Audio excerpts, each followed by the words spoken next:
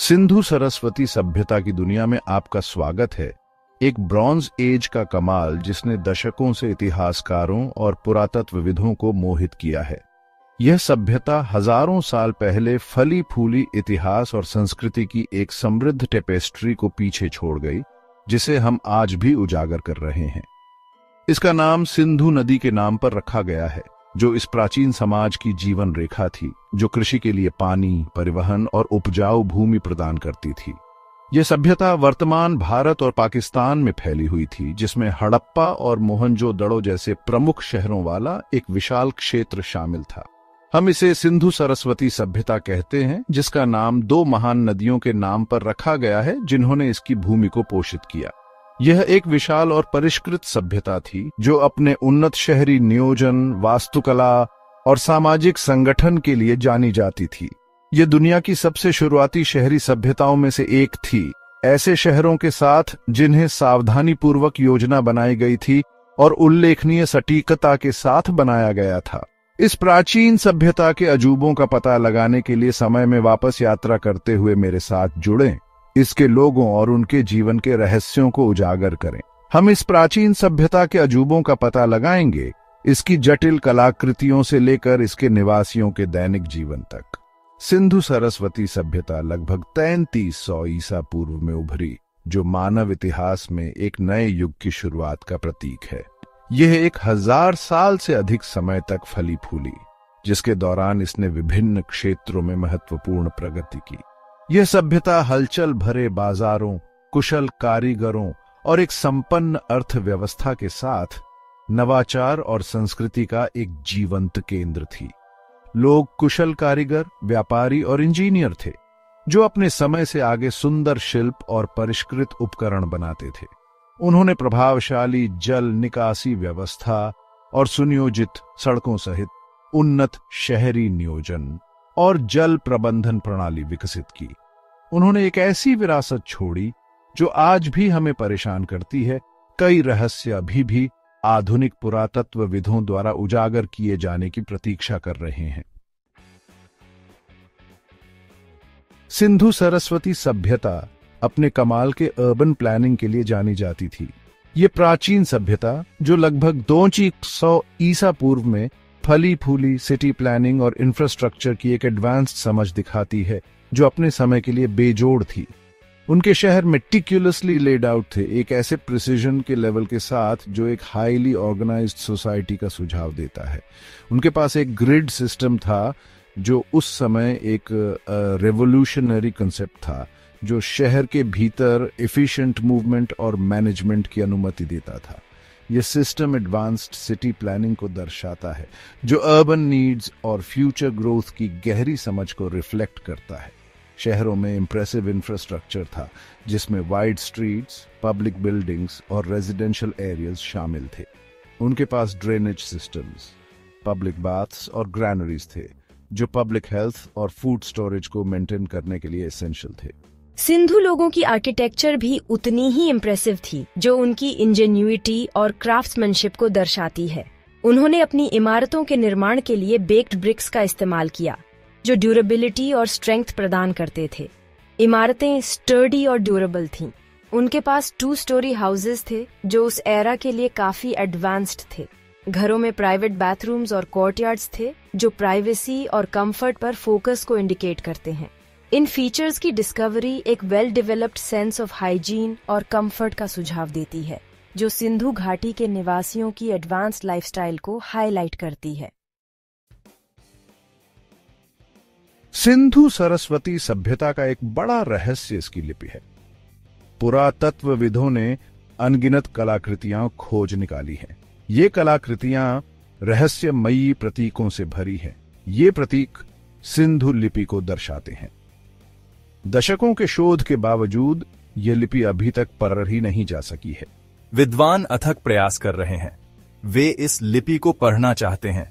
यह एक चुनौतीपूर्ण काम है। यह लिपि अभी भी एक पहेली बनी हुई है। रोसेटा स्टोन न होने के कारण हम इसे समझ नहीं पा रहे हैं। किसी द्विभाषी शिलालेख की खोज एक बड़ी सफलता होगी। भले ही इंडस लिपि अभी तक एक रहस्य है, लेकिन उनकी जिंदगी की झलक हमें आर्टिफैक्ट्स में मिलती है। ये आर्टिफैक्ट्स हमें बहुत कुछ बताते हैं। हम उनके कल्चर और बिलीफ्स के बारे में जान पाते हैं। इंडस वैली के लोग स्किल्ड आर्टिजन्स थे। वो बहुत सुंदर ज्वेलरी, पॉटरी और फिगरिन्स बनाते थे। बच्चों के टॉयज मिलने से पता चलता है कि वो भी खेलना कूदना पसंद करते थे। इन टॉयज से पता चलता है कि वो बचपन को महत्व देते थे। अलग अलग रोल्स में महिलाओं के फिगरीन्स मिलने से लगता है कि उस सोसाइटी में महिलाओं का सम्मान होता था। बड़े पैमाने पर वॉरफेयर की इमेजरी न मिलने से संकेत मिलता है कि ये एक पीसफुल सिविलाइजेशन थी। कृषि, व्यापार और अर्थव्यवस्था, सभ्यता की जीवन रेखाएं। सिंधु सरस्वती सभ्यता की रीढ़ की हड्डी खेती ही थी। सिंधु घाटी की उपजाऊ जमीन ने खेती बाड़ी वाली अर्थव्यवस्था को फलने फूलने में मदद की। वे गेहूं, जौ और कपास जैसी फसलें उगाते थे। उन्होंने जानवरों को पालतू बनाया, जैसे गाय, भेड़ और बकरी। उनकी समृद्धि में व्यापार ने एक महत्वपूर्ण भूमिका निभाई। सिंधु के लोगों ने व्यापारिक नेटवर्क बनाए। ये नेटवर्क मेसोपोटामिया तक फैले हुए थे। सबूत बताते हैं कि वे कपास, कपड़े और कीमती पत्थरों का व्यापार करते थे। मेसोपोटामिया में सिंधु मोहरों की खोज इस व्यापारिक संबंध की पुष्टि करती है। ग्रेट बाथ और granaries, engineering feats. Harappan civilization, जो अपनी एडवांस्ड अर्बन प्लानिंग के लिए जानी जाती है, ने प्राचीन दुनिया के कुछ सबसे इम्प्रेसिव इंजीनियरिंग फीट्स छोड़े हैं। मोहनजोदड़ो का ग्रेट बाथ एक इंजीनियरिंग मार्वल है। लगभग 12 मीटर गुणा 7 मीटर का यह विशाल ढांचा सबसे पुराना झांत पब्लिक वाटर टैंक है। ये विशाल ढांचा सबसे पुराना झांत पब्लिक वाटर टैंक है। इसे बड़ी बारीकी से पकी हुई ईंटों और बिटुमेन की एक परत का उपयोग करके वाटरप्रूफ बनाने के लिए बनाया गया था। यह सिंधु लोगों की जल प्रबंधन में महारत को दर्शाता है। ग्रेट बाथ हाइड्रोलिक्स और शहरी नियोजन की उनकी गहरी समझ का प्रमाण है। बाथ का इस्तेमाल धार्मिक कामों के लिए किया जाता होगा। विद्वानों का मानना है कि लोगों के सामाजिक और धार्मिक जीवन में इसकी महत्वपूर्ण भूमिका थी। यह हाइड्रोलिक्स की उनकी उन्नत समझ को प्रदर्शित करता है।